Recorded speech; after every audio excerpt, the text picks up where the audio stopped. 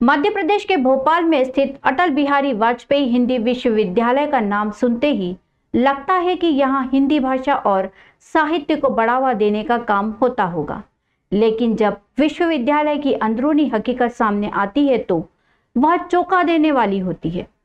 इस विश्वविद्यालय में देश भर में 100 से अधिक अध्ययन केंद्र हैं, लेकिन इन केंद्रों पर हिंदी नहीं बल्कि एक ऐसा मेडिकल कोर्स पढ़ाया जा रहा है जिसकी भारत में कोई मान्यता ही नहीं है, इलेक्ट्रो होम्योपैथी एवं सर्जरी। सबसे बड़ा सवाल यह है कि एक हिंदी विश्वविद्यालय कैसे किसी मेडिकल विषय की पढ़ाई करा सकता है। मेडिकल कोर्स चलाने की अनुमति सिर्फ मेडिकल या होम्योपैथी विश्वविद्यालयों को होती है।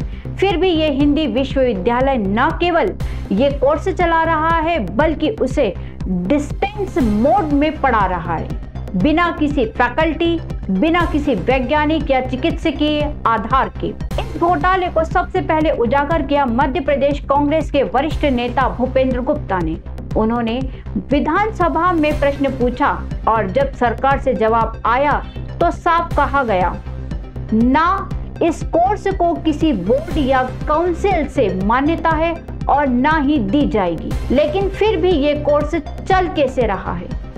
किसके इशारे पर विश्वविद्यालय हजारों विद्यार्थियों को गुमराह कर रहा है? विश्वविद्यालय के कुलपति आचार्य खेम सिंह डेरिया का बयान और भी हैरान कर देने वाला है। उनका कहना है कि ये कोर्स जागरूकता फैलाने के लिए है, लेकिन सवाल ये है, क्या जागरूकता के नाम पर छात्रों से 35,000 फीस लेकर बिना मान्यता के सर्जरी पढ़ाना सही है? क्या ये सिर्फ पैसा कमाने का जरिया नहीं बन रहा? बताया जा रहा है कि इस कोर्स में अब तक 5,000 से ज्यादा छात्र एडमिशन ले चुके हैं। कोर्स खत्म होने के बाद ये छात्र खुद को डॉक्टर बताते हैं, इलाज करते हैं और अगर किसी मरीज की जान चली जाए तो उसकी जिम्मेदारी कौन लेगा? भूपेंद्र गुप्ता ने इसे शिक्षा के क्षेत्र में एक बड़ा घोटाला बताया है। उनका कहना है कि विश्वविद्यालय ने हजारों युवाओं के भविष्य के साथ खिलवाड़ किया है। उन्होंने चेतावनी दी है कि अगर सरकार ने कार्रवाई नहीं की तो इस मुद्दे को वे कोर्ट तक लेकर जाएंगे।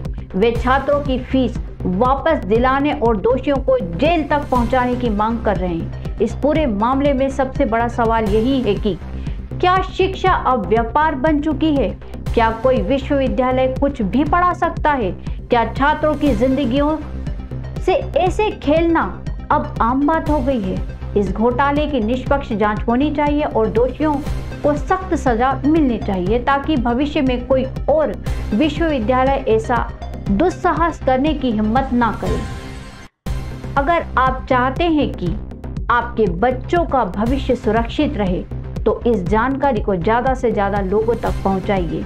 ऐसे शैक्षणिक घोटालों के खिलाफ आवाज उठाइए, क्योंकि अब वक्त आ गया है कहने का कि शिक्षा का व्यापार बंद हो।